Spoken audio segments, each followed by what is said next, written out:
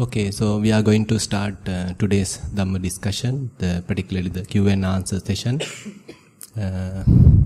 So yes, I think Venerable Dhammasamita may start with written questions. Thero Nissarana. Most Venerable Bhante, early morning sitting meditation, primary object is here, now, I am.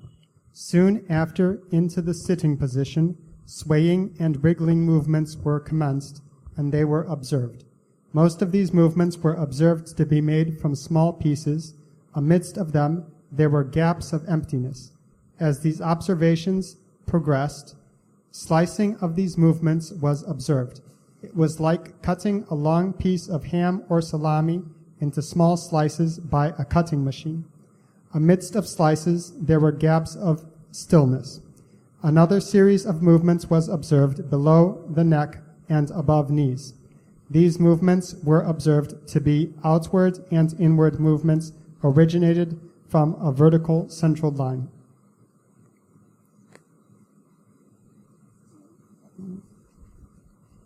These were similar to a large bird with wet wings resting on a wooden block under the sun, moving its wings outwards and inwards to let them dry. All these movements were observed to be broken into small pieces with in-between gaps. During the second sitting session, apart from the observation of outwards and inwards movements, swaying movements were observed. Their moving directions differ, some side to side, some forward and backward, and others were in oblique directions. As the time progressed, slicing of body parts into small pieces was observed. These slices occur in the body parts where the swaying movements were predominant. Gaps in between these slices were not clearly observed. I appreciate your valued advice. May the blessings of the Noble Triple Gem be with you. Okay, now particularly this yogi talking about Kayanupassana, where the primary object being observed mentioned as here, now, I am.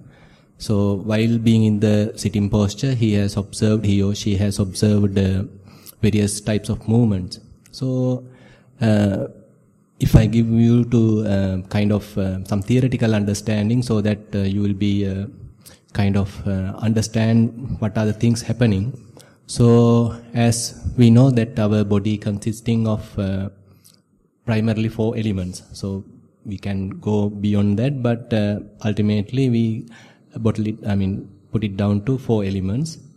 So particularly this movement actually represents the Vayo Dhatu, the air element.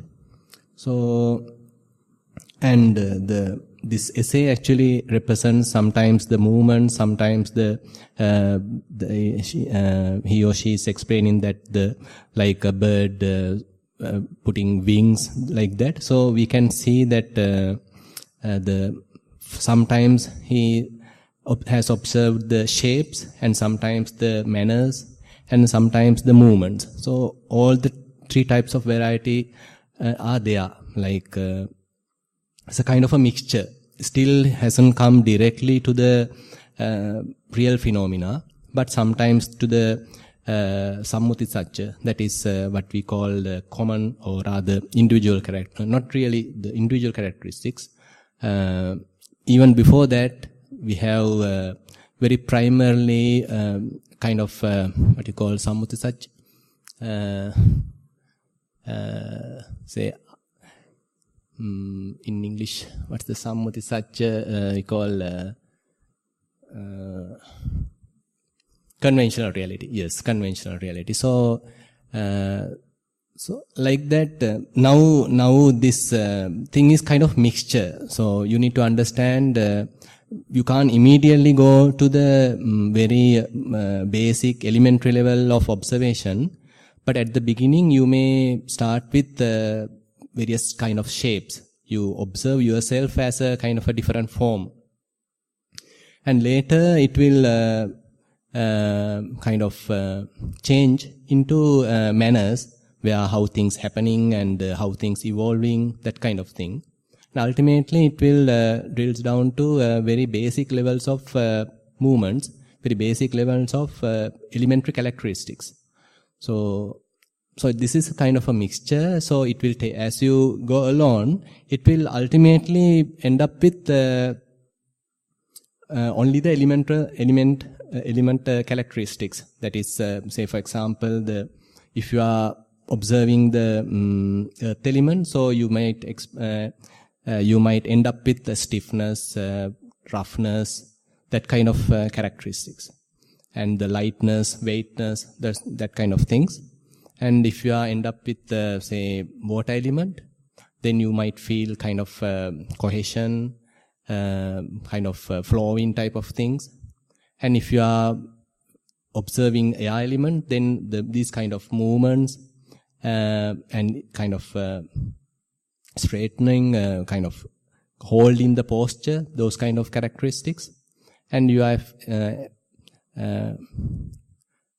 and if you are observing the heat element, then you might feel either cold or hot. So likewise, these four elements actually manifesting at various ways. So we can't say, okay, you directly from the beginning to end, you may observe only this particular characteristics, but tomorrow you might observe a different element.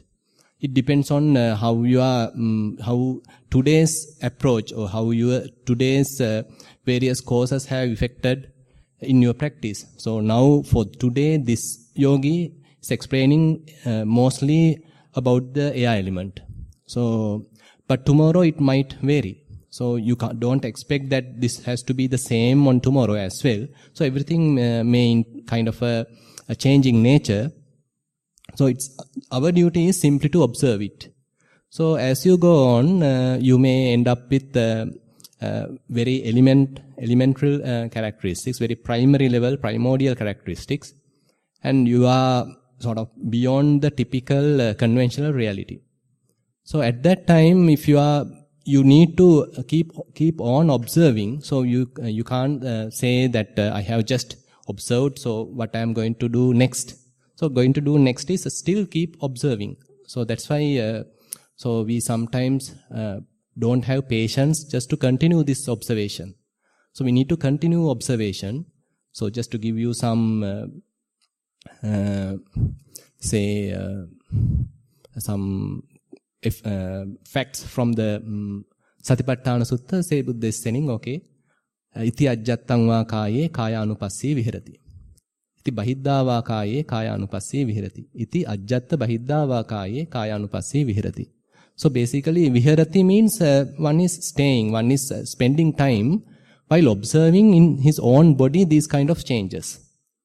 So sometimes when you are observing, your observation might be limited to very small area. So that limited area, we can say it's kind of the inner body or inner your that very focused area. So that we can say as ajjatta. And the external, everything external to it, out of it, we can call it as bahiddha. So sometimes these things change. So at sometime you may observe at one place, another time it is shifted to another place. So it's all a kind of a drama. So it's our simple duty is simply to observe everything as a neutral observer. So without attaching to anything, without thinking these things as I am, or me, or whatever thing, simple observation. So we have to keep on doing it. So now things are kind of slowly changing, and this yogi has explained that observation. So I have to tell that keep observing. Thero Saranai, Most Venerable Bhante, could you kindly explain the 10th precept, Jata Rupa Rajata? Okay. Okay, so we are now coming to a Vinaya question immediately. So anyway, so Jata Rupa Rajata, now it comes to the, say, 10 precepts. And when we are observing as Samaneras, for the Samanera 10 precepts, or sometimes in some countries like Sri Lanka, we observe these 10 precepts on the Poya days. So on those occasions, we observe this 10th precept as Jata Rupa Rajita Patighana Veramani Sikkhapadang Samadhiyami. So Jata Rupa there means the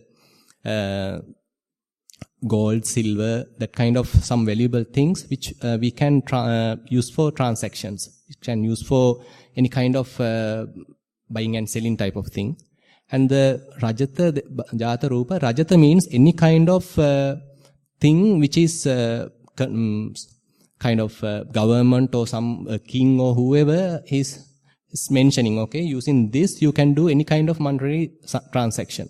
For example, today's notes, bank checks, then the traveler's checks. So all these things are coming under that category. That is called Rajata, where we can use them for any kind of transaction. So when whoever is observing this precept has to avoid from doing that.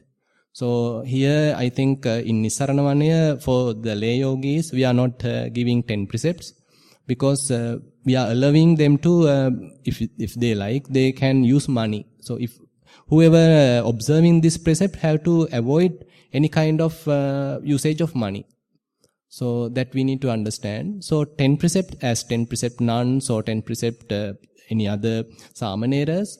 So we have to stop using money or monetary kind of any money related kind of related transactions. So, but still nowadays we are using, for example, bhikkhus are allowed to use say bus coupons kind of for traveling. So we are not using money, but still bus coupons are introduced that only can serve one purpose. So you can't do any kind of transaction with it, but only for traveling. So that is allowed. But if you are using money, what Buddha says is it is very much like you are enjoying the five senses. It's very close to the sensual gratification, because having money means you have the purchasing power. So you can buy anything with money. So therefore, for many, actually the monks who are kind of very, who basically wants to practice to the very best level or very sincerely to the precepts, so they are stopping this and avoiding using money. And even in the 10 precepts is coming as the 10th precept, Jata Rupa Rajata Patighana. And for the Bhikkhu Vinaya in the Patimokka, again it is coming in as the Pachiti, Nisangi Pachiti level. There's another precept explaining avoiding bhikkhus to use money. But it's how anyway today's monks are using money is a different issue. So, but we need to understand that is the reality. I have a poor understanding on vipassana jnana. Humbly, I have a poor understanding of vipassana jnana. I humbly request you to explain them if appropriate, or if not, please mention a book to refer to, with metta. Okay. So I think now people are asking kind of theoretical questions. It's okay. But I think still we are on the last day. You can still further practice. Please don't spend much time on kind of proliferation. So these things actually deviate your practice to another direction. Because this more related with the books, book knowledge, Sutta Jnana. So, but coming here, please spend your time as much as possible for the meditation, because you can read books at your home, if you are in the monastery, in your kuti. So when you are coming to the meditation hall, as much as possible, please spend time in meditation, because as you know, there are three types of knowledge Buddha is mentioning. The first one is called Sutta Jnana. So any kind of knowledge that you gather through reading, through listening. So that is theoretical knowledge. And then Chintamaya Jnana, what you listen, you then reflect. So you are thinking in various ways, rational thinking, and it's a kind of a derived knowledge. And lastly, the Bhavanamaya Jnana, that is the meditative knowledge. So through the meditation, you are directly touching directly observing the phenomena. directly observing things how they are, as they truly are. And that knowledge is actually extremely important. So mostly what happens today is that many have kept this Suttame Jnana, this theoretical understanding, theoretical knowledge to the front. So we are losing the track. Actually, Buddha mentions this theoretical knowledge as a kind of a guide, as a kind of a pathway for the Bhavaname Jnana, that is the meditative knowledge. So that is the most priority, the meditative knowledge as the real experience. So as much as possible, we have to have this meditative knowledge. So that is most important, that is more valuable. And that is the one helping us to realize Nibbana. That is the one realizing us to, helping us to eliminate the defilements. But sometimes the theoretical knowledge, it can even help to grow defilements. Because if one has a lot of knowledge, theoretical knowledge, book knowledge, it can help even to develop conceit. So that is, in that sense, it is harmful sometimes.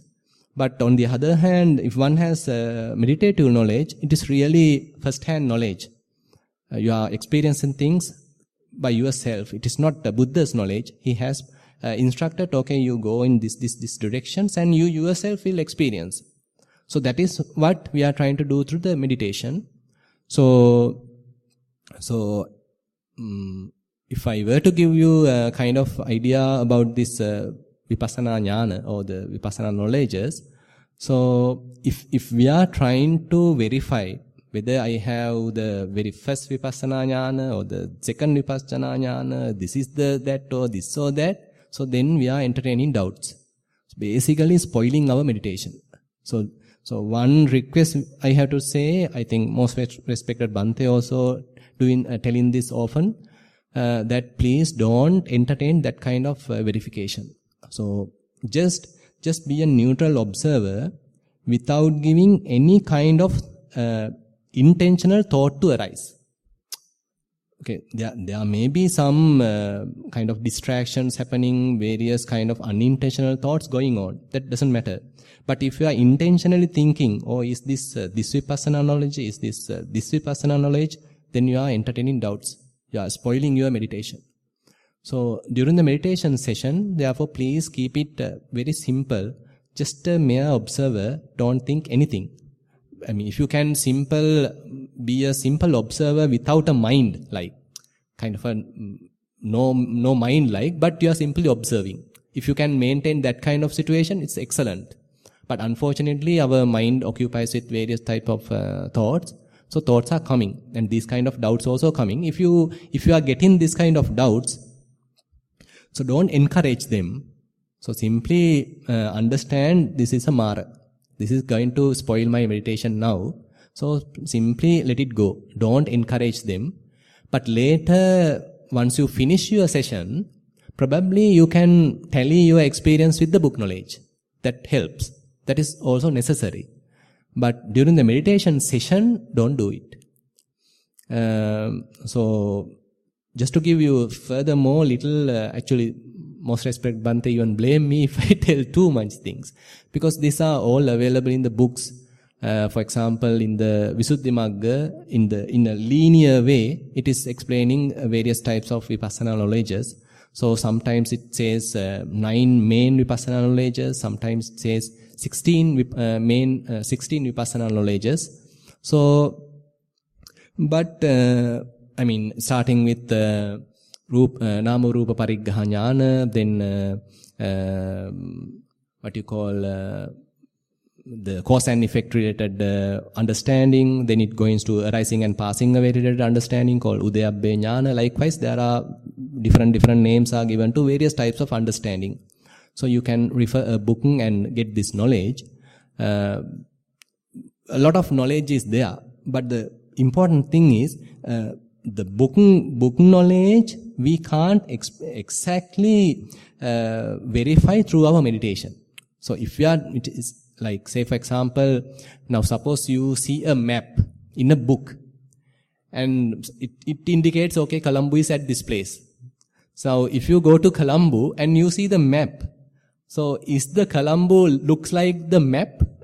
It is not, right? I mean, map is a different kind of representation. It's a way of representing others, kind of a guideline. But map is not Colombo. Colombo is indicated in the map in some signs. So these are also like that. So your first-hand experience is very difficult to explain through words. So it's your own. So, but once it is happening, more and more, main characteristics of vipassana knowledge may be there. So, for example, if you are observing rising and passing away, so more and more you observe this thing, so your mind gets some kind of understanding, okay, whatever rising is passing away, so you can't stop it. It's a kind of a nature. So, more and more you are observing, you are get thorough with this understanding. So, it is closer to this Udayabbe Jnana. So, and sometimes it is not really necessary to have this full understanding of the Vipassana knowledges unless you are going to teach. Because teaching is another kind of area where people are very curious about these things and we sometimes want to encourage them, and therefore we need to have some kind of theoretical understanding. But other than that, if we are putting this theoretical understanding in the front, we are, avoiding our blossoming of this meditative knowledge, our own understanding. So therefore, please keep your own understanding to the front, your own experience as the most important thing, and later you can check with the book. Dear Venerable Chandaratana, when I meditate, I sit down, relax, and observe here, now, I am. In a few minutes, the attention is naturally drawn to the in and out breath. I observe this primary object around my nostrils, upper lip, and often on an arm or a leg. It is like a clear, firm stream of air brushing against my skin. For a minute or two, my breath becomes more refined. Then I observe inner chatter. Sometimes it comes and goes. Sometimes it is persistent and more difficult to stop. Once I notice it, my mind goes back to my primary object. Please advise me on how to reduce or stop this inner chatter and how to progress. Thero Saranai. Actually, at the beginning, we can't stop this inner chatter. So, if we are trying to kind of pressurize or kind of by force, if you are trying to stop this inner chatter, it can be even harmful. The strategy to stop it or to reduce its strength is to be mindful. More and more you are mindful about the primary object or whatever your observation. If you are mindful, this inner chatter won't get strength. So when you see something, for example, if you are walking and if you see something and without your knowledge, suppose you are carried away in a story. So then the inner chatter is happening. So, but when the mindfulness improves, before go long, you will understand, okay, my attention is not in the primary object. So then you have to pull back to the primary object. But if you are not mindful, it goes on and on. But as you go on in the practice, so this mindfulness improves, and you can understand this drift from your primary object to the any kind of external distraction. You can easily understand at the very initial stage. So as a kind of a beginner, so you have to pull it back to the primary object as quickly as possible, because this is the safe area. This is the area that you have to concern. This whatever the external object is harmful, so you are pulling back. But as you grow on, as your meditation is growing, as your mindfulness is increasing, there is a kind of stage that you can even observe this inner chatter without taking part in it. So the role is going on, the drama is going on, but you are not an actor in that drama. You are simply an observer. For that, you need to have kind of a good understanding about the mindfulness, where mindfulness basically has a characteristic. So it is not getting involved very closely, but it has a kind of step back and neutrally observing. So if you can do this, even to the inner chatter, this inner chatter itself become an object of your observation. For that to happen, actually, for the initial yogis, usually we are not encouraged to do that, because for the initial yogis, they don't have much, strength in the mindfulness. So while observing, they can easily absorb to the inner chatter. So they ultimately get part and parcel of the inner chatter. So they are going basically lost in that. But if you are improving, if you have a fairly strong mindfulness, you can simply observe it. Because of this observation, this inner chatter reduces its strength and it ultimately fades away. So more and more, if you are mindful about the primary object, this inner chatter will be reduced. So the strategy to reducing the inner chatter is just to be mindful about the primary object. More and more you are mindful, inner chatter will be reduced. Venerable Bhante, Anapanasati with the primary object being nostril and area above the upper lip. I have this very strange feeling of bloating of my lips and parts of the face. It subsides, and then I feel bloating of yet another part of the face, which Venerable Dhammajiva explained as a beehive attracting to the mouth. Last night in my meditation, I felt that every breath I exhaled, I was pumping and inflating the lips even more. It felt weird. Felt saliva forming, which felt disgusting. I thought it might ooze, but it did not. I felt like a goldfish with the lips about reaching out to the eyes. While all this was happening, I kept seeing bright white lights flashing, which lasted not more than a minute. That too happened a few times. I like seeing lights, but the bloating is unbearable. What does this mean in terms of my meditation practice, and how do I progress? Thank you, with metta. And here also, it's a bloating is a representation of another element. So it's a air element happening, and you observe it as bloating. So, but if you really touch your whatever the finger, or, the lips or whatever area, it is not bloated.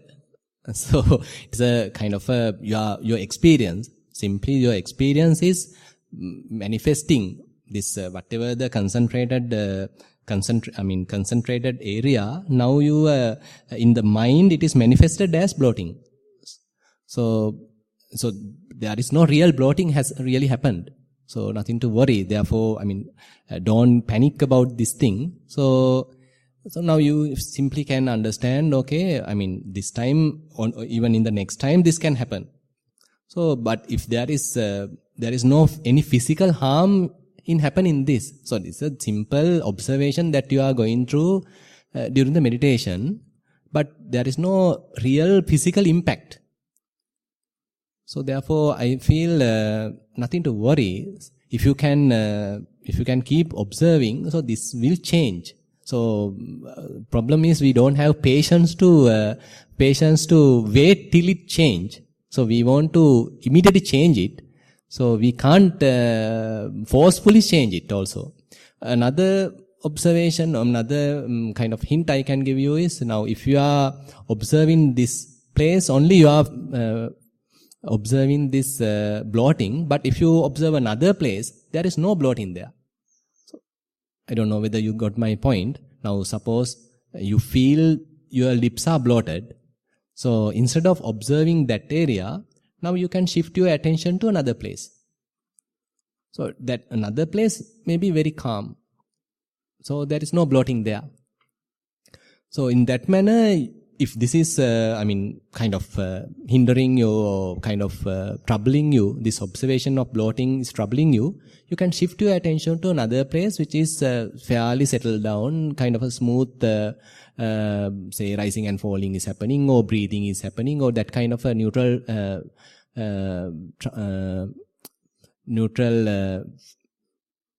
thing is happen. So it is not a must to observe this bloating. So you can shift your attention. But what happened here mostly is that this becomes the most predominant observation. But if you are more mindful, you can shift your mindfulness. You can shift your attention to another place. I think you can try that also.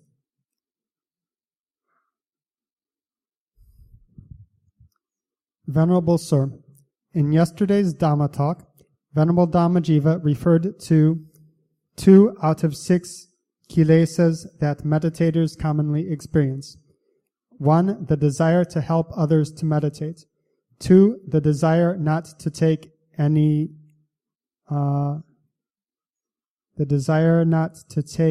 blame. Can you please tell us about the other 4 kilesas are?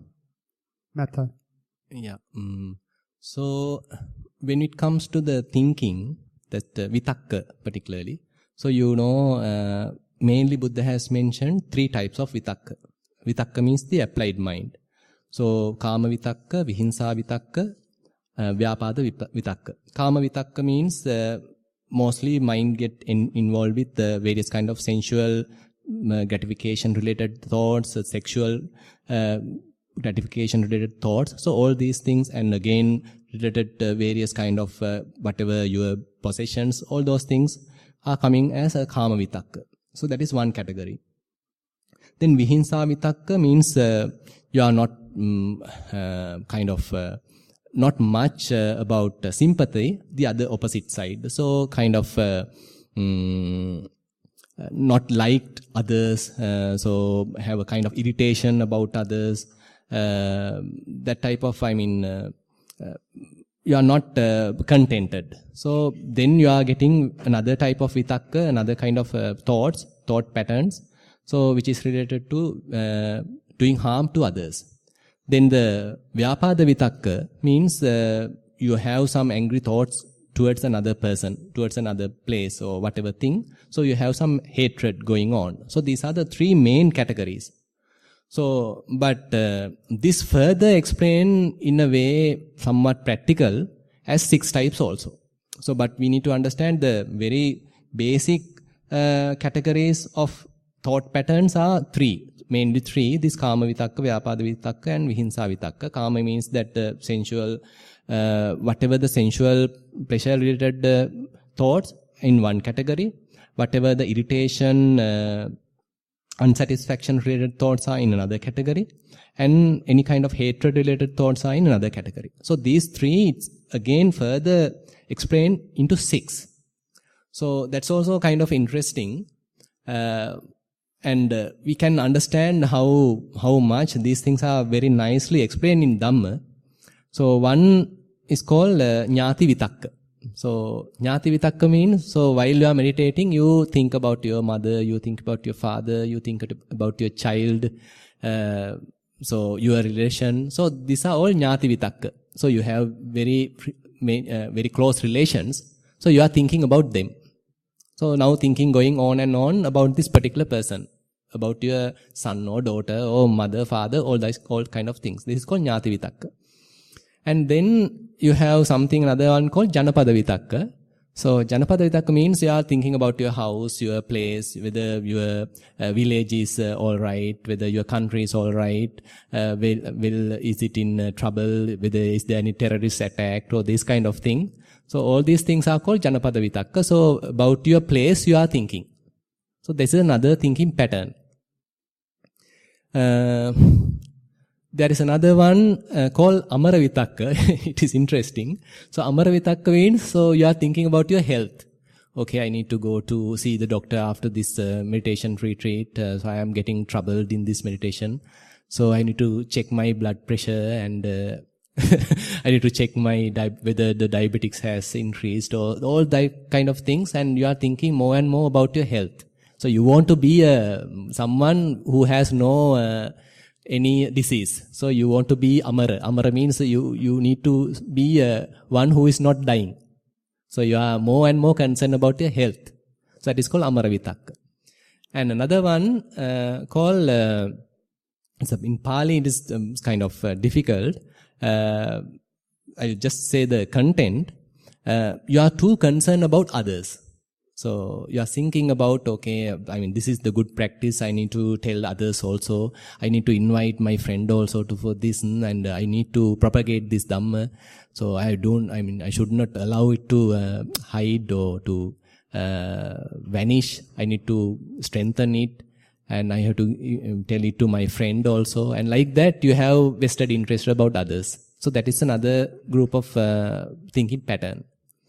And the other one is, say you are too concerned about yourself. You are thinking, okay, I am a good person, I am doing good, and there shouldn't be any kind of blame to me, coming to me. So everyone has to think correctly about me. They should not misunderstand me. So they have to properly understand myself. They should not come and accuse me, do any kind of wrong understanding. So that kind of, you are making a model about yourself. Making you thinking you are now a really good person, and therefore others perfectly has to understand you, and therefore they should properly treat you. So now this is another category. So I think I have covered 5. There's another one, I think.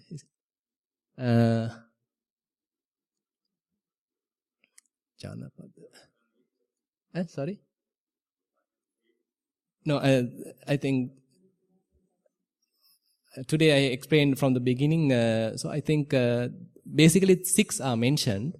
There's another one called Labha Satkara Padisanyutta Vitakka.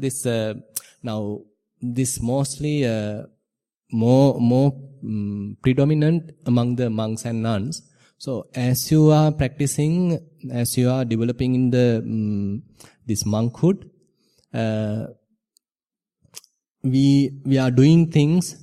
And for that, we get kind of fame, we get praise, and we are getting a lot of, requisites. Okay, so you become popular figure, you become famous. So sometimes you may be thinking, okay, if I do in this way, whether I'll be popular person, whether others may really praise me, or is this the way to do? What will be my next project in order to satisfy others, so that I will be kind of a good person, good figure in others' mind. So these are all related to the kind of mean level of getting popularity. Labha Satkara. Labha means the gains. Satkara means the various kind of others' appreciations. So, and again, become famous, that kind of things. So all these things are kind of plans going on in the mind. So this is more in the monk's life, not much, but still it can still be in the lay life also. You also can be a person who is concerned about those things, like how much benefit I am getting, in the sense how much profit I can get in the future. How much popularity I can get in the future. So likewise, just concern about material gains. So that is another pattern. So these 6 patterns is explained as the thinking patterns, wrong thinking patterns. We are basically carrying our minds to the outward, basically destroying our meditation. Venerable Sir, I start my walking meditation by standing still. I then observe how my body feels and how my weight is distributed throughout my body, and especially the pressure points on the bone structure. Then I observe the walking path. When I am ready, I begin my walking, noting left and right. Gradually, I feel the surface beneath my feet. Often, I notice many distractions. Please advise on how to overcome distracting images and thoughts. Please advise on how to progress my practice with metta. What images? Please advise on how to overcome distracting images and thoughts. Okay. So, this is a very common question. So, it's unavoidable. Distractions happening in the walking meditation is a common thing. Because we are basically, our eyes are open and we are walking in a open area, and it is not kind of a controlled environment that we are doing the sitting meditation. So walking environment, the walking meditation environment is fairly challenging. So it is a must to do that kind of meditation in the challenging environment as well, because we can't expect every time to have a very closed, very soundproof area to meditate, because we have to live in the society and still we have to maintain mindfulness. So therefore, walking meditation gives us this kind of strength. So therefore, it's a must to do walking meditation with among these challenges. So at the beginning, it is kind of hopeless. But as you progress, you can still maintain. That's the beauty. So it's very difficult to convince, because people sometimes think, okay, meditation is sitting meditation. But it is not. I mean, particularly in the Vipassana meditation, a Vipassana yogi has to do more and more walking meditation, because it is giving a lot of strength. And it's kind of broadening your mindfulness, not kind of very stereotype, very focused attention, but you are allowing many things to happen, still maintaining mindfulness. It is more and more challenging. It's more and more interesting.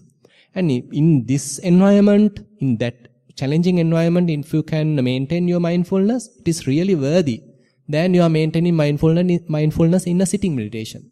Because sitting meditation is very artificial, and you have all the external attributes very helping you, and you are maintaining mindfulness. It is good. I mean, it is easy. But on the other hand, the walking meditation is really challenging. And if you can maintain mindfulness at that environment, once you come to the sitting meditation, you can easily progress. So, if you are getting distractions in the distractions in the walking meditation, don't worry. I mean, this worry is the main culprit. So when we are worried, we are adding on top of on top of the main obstacle. So obstacle has happened, the distraction has happened. So we are worrying. So we are adding another one. So I can remember when most respected Bhante instructing me. Actually, I also was very critical about these distractions, and I also was kind of undermining me and thinking, okay, again it's distracted. What the hell is going on? I mean, come on.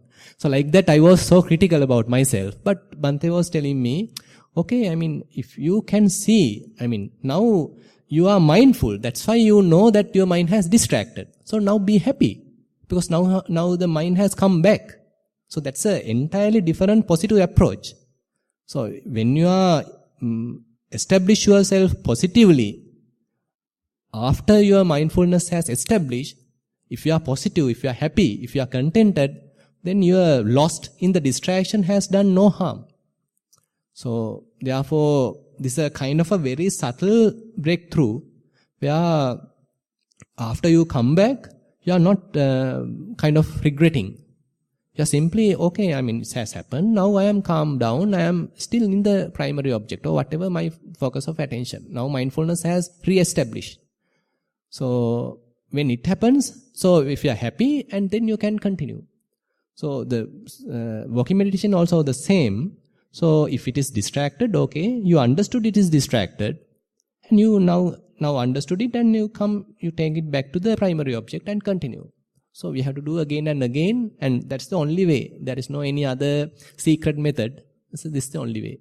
Trial and error, and taking it back again and again to the primary object, and again, trying your best. So there is no any other alternative. So I don't know any secrets other than my master. There is no such thing. I mean, so it's a trial and error method, and we have to do practice continuously and pull back the mind again and again. But at a later time, even when the mind is at a distracted place, you can be mindful. That's the beauty.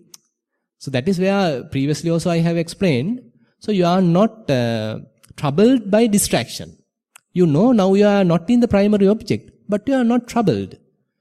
So you are still at peace.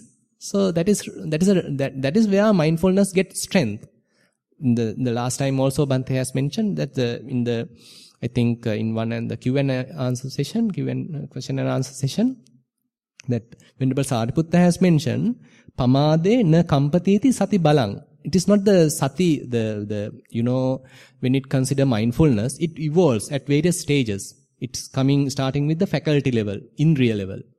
And then it goes to the bala. Bala is the power. Power level is a more advanced level. So at the indriya level, you are simply know, okay, mindfulness is there. At the bala level, you know mindfulness is not there. And you are still not troubled. So it's a more advanced stage. So you can see it's a progress. So don't worry. And if you know that mindfulness has drifted, and if you are not troubled, if you are stable, then you are nothing to worry. Well to do. So please keep doing, and further and further your mindfulness improve. You can handle various things, multitasking, and mindfulness get improved. So nothing to worry in that sense. No more written questions, Bhante. Okay, so we have finished written questions and we have 10 more minutes. Yes, there's a kind of a question there.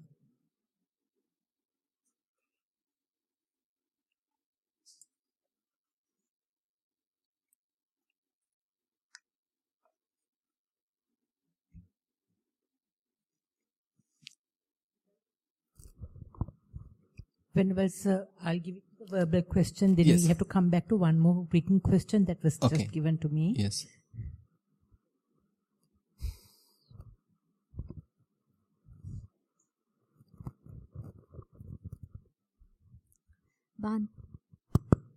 Bhante, Venerable Bhante, I worship your feet and seek permission for this question. There were two questions that have been raised. One about the inner chatter, I think towards the middle of the questions. And the last one, the answer that you gave about in spite of distractions being mindful. Both the questions, neither of the questions were raised by me, but though they were not by me, when you answered, I felt there are certain things that I also would like your advice upon. About the inner chatter, at the earlier stages, it was very difficult because one can get lost in the inner chatter for hours or for days and weeks, and one doesn't know that one is lost. So when mind comes back, as much as Bhante advises to be happy that the mind comes back, there is a lot of remorse that one could not properly be mindful. Then the second stage I experienced was, that again was some months ago, that you observe it as an audience. The drama is going on, but you're in the audience. You're not an active participant like in the first instance. So then the advice was, yes, you just observe it, so that's fine. You're mindfully observing. Then came another stage which was very adventurous. That was the drama is going on. You're in the audience, but being in the audience, you have the power to terminate the drama at any moment you wish. For example, the actors are playing in that screen, and you can switch off and be mindful about your walking or about your body sensations, etc. And then you have the choice of which point you want to terminate. You don't want to come to the end of the act or end of the scene. You can even terminate after some time of practice. You come to the position that you can terminate in the middle of the sentence. So currently it's so beautifully adventurous because it's like entering a cinema hall which shows around 5-6 cinemas. You have the option of being an actor, an active participant, or being in the audience and watching mindfully, also, or being in the position of mindfulness and terminating it and coming back to your primary object. So I know with Bhante's advice and with your advice that coming back to the primary object is the real mindfulness, but just now you said that if you're observing without being actively involved, that's fine too. So given the choice, if I could exercise a choice. Which one would you advise me to take up, please? Okay, at the beginning, once you understand you are not mindful on your primary object, you need to come back to the primary object. So as a beginner, you should not go and observe these things, because easily you will be absorbed to the drama. You will be a part of the drama, because at the beginning you are with less power of mindfulness. Your faculties are not grown enough. But later, as the mindfulness growing, you can neutrally observe without taking part in it. So you can, this mere observation really kind of undermine this drama going on. You are not really motivating it. So, and actually it is the same source we are feeding this inner chatter. You are observing, and the inner chatter, everything happens in the mind, and we are the ones giving strength to it. So if we are not strengthening it, if we are simply neutrally observing it without giving it any value, so this value kind of diminish. So ultimately it's on its own, it also fades away. So you don't have to do anything. But if you feel that it is not an important thing, I can simply switch to another important thing, it's alright, you can shift to the attention to another useful thing. It's your choice. So at this second stage, either to allow it to fade away by on its own is one approach, as she has mentioned, and taking immediate action and coming back to the primary object, or willfully taking it is another approach. So it depends on the circumstance. So on the other hand, I can remember that Bhante was explaining that this inner chatter really explains ourselves also. Now, this is another kind of understanding, or another kind of revealing, because this inner chatter is the one without any hesitation representing ourselves. So what are our tendencies? What are our priorities? On which type I am mostly thinking? So, for example, am I a lustful character? If this inner chatter is keep on happening again and again about the lustful relationships, kind of fantasies, that kind of thing, then you can understand, okay, I am a lustful character. If the inner chatter is keep on talking about a particular person, hating him, cursing him, like that, then you can understand, okay, the mind is too much these days about the hatred. Now the inner chatter is more into that. So in that manner, you can really understand who you are at the moment. So therefore, this observing inner chatter really helps you to understand who you are. This also change. One day you are a lustful character, another day you are a hatredful character. So it also vary, it also change. So don't think that you are a lustful person till the death. It is not. So it may change. So, but in a particular given instance, if the inner chatter is more towards another, in a particular direction, you can understand, okay, today my mind is too much engaged with this kind of distraction, too much engaged with this kind of thoughts. So today my character is like this. So you can take the particular pill for that. So another day, another character, okay, you can do another medicine for that. So like that. So as the mindfulness increase, so you are observing these things under the light of mindfulness. So this is nothing to worry. So this becomes a object of attention. And if you are to give a kind of some kind of theoretical knowledge from the Buddha's teaching.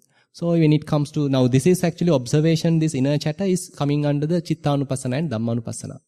So in Chittanupassana, Buddha is explaining, okay, Saragang va chittang, saragang chittanti pajanati. So when a lustful thought happens, so you simply understand there's a lustful thought happen. That's it. And Vitaragan chittang va vitaragan chittanti pajanati. There is no lust there. There's a kind of a neutral thought happen. Okay, you're simply understanding, okay, such thought has happened. That's it. And then sadosam chittanti pajanati. Okay, there's a hatredful, angry thought happen. You simply observed, okay, there's an angry thought has happened and it has gone. That's it. So likewise, Buddha very clearly, very beautifully explained these things, how the thoughts are arising in the mind. So observation of inner chatter will take you to the Chittanupassana and Dhammanupassana also. But in order to come to that, you need to develop your mindfulness at the Kayanupassana level. So don't try to be too smart, thinking now you are in the Chittanupassana level or Dhammanupassana level, because without developing your mindfulness enough, if you are going to do that, you will be lost. Therefore, be patient and develop your faculties at the primary object, that is more into the physical object, even in the Kayanupassana level, and develop yourself and then observe these things, and you have time. And this is the most interesting part in the meditation, observing your mind and understanding these kind of thought patterns and those kind of things. And you are understanding your traits. So that's the most revealing thing.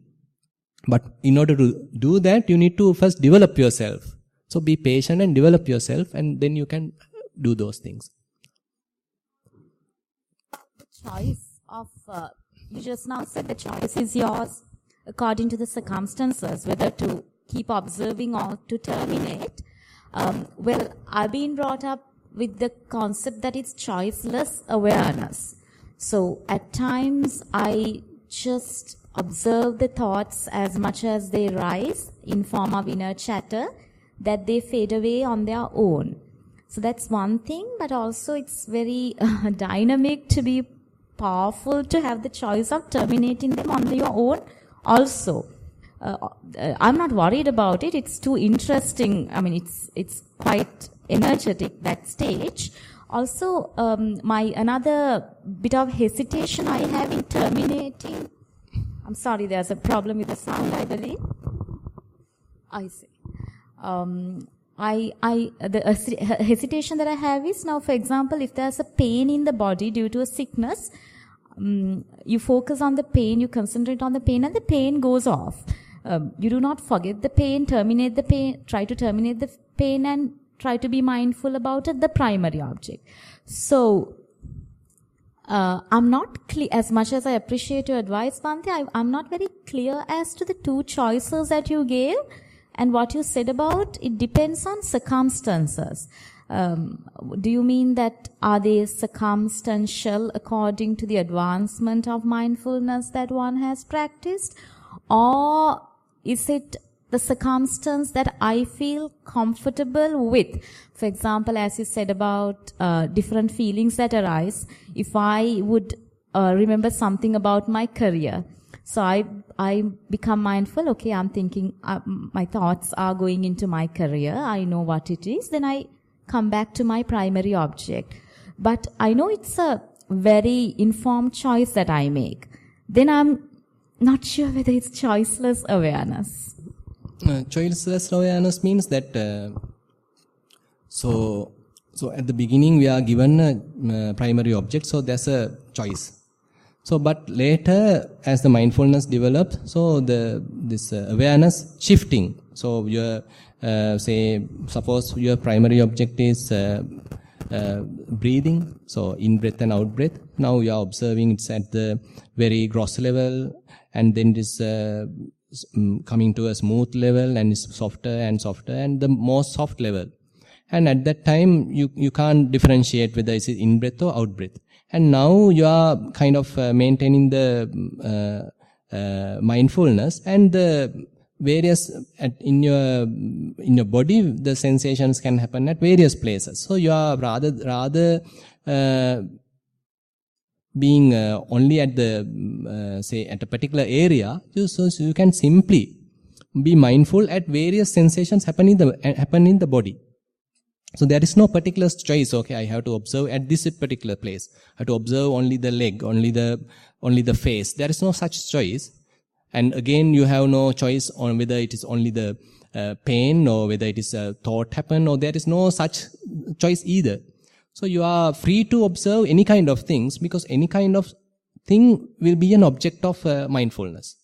So this is possible, but please remember, for that to happen, you need to have some develop mindfulness. So, as beginners, we should not do this. As beginners, we need to develop mindfulness, the faculty of mindfulness, as much as possible using the primary object.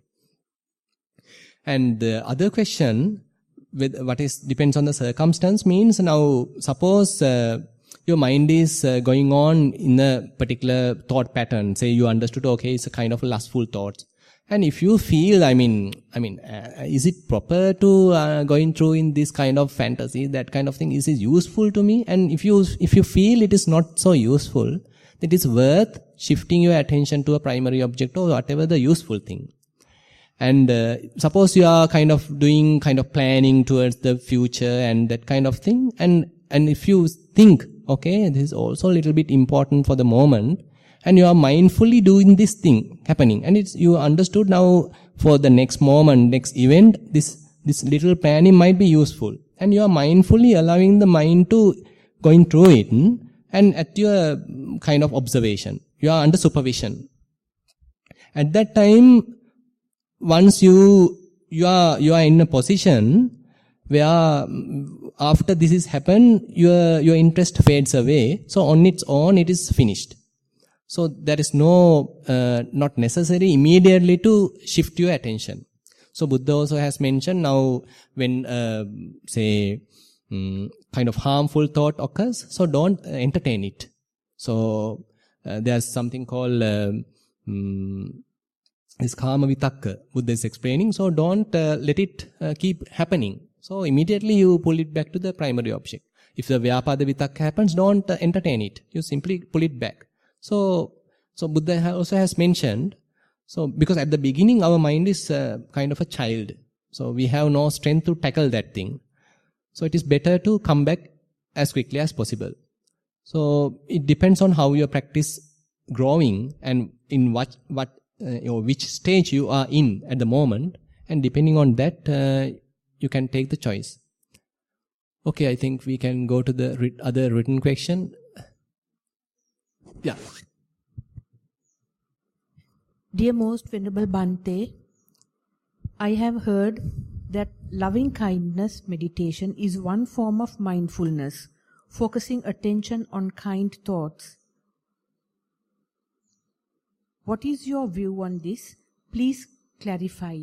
Theruvan Saranai. Actually, it is not mindful about loving thoughts. If we interpret like that, it is not really metta meditation. Metta meditation basically means that you are kind of emanating metta, loving kindness towards others. So always there's a personality view there. So you become one person and you have some another person. Towards that person you are spreading metta. And there are people there, your friends are there, your neighbors are there. Basically it's happening on the conventional level. So you are spreading metta. So, and you are in it. So you don't know these are thoughts. You can't step back and do it. So basically you are in the drama. So you are spreading metta wholeheartedly.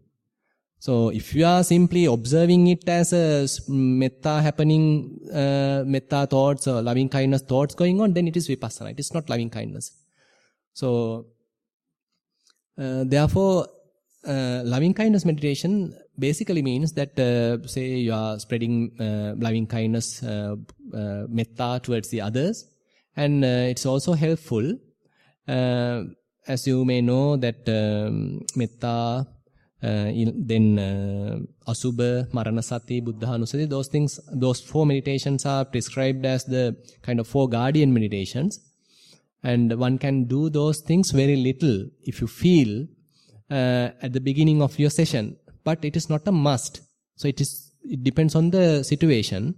Say for example, you are coming from a really disappointed mind. You got angry with someone and with your neighbor you had a trouble and you are now in a really bad mood. But anyway, this is your meditation time. You have to do the meditation as well. On that occasion, rather than immediately trying to observe, say, breathing, so you better do some kind of little few minutes of metta meditation towards that person. Because you need to, now the mind has drifted from its natural state. Now mind is engaging with too much hatred. So if you are immediately trying, observing this anapanasati, it might further aggravate the situation.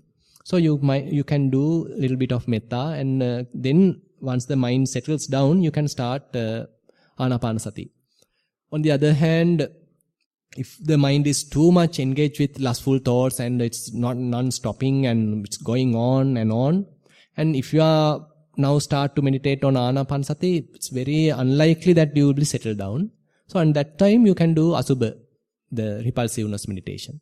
So likewise, depending on your current state of the mind, you can choose which type I can select.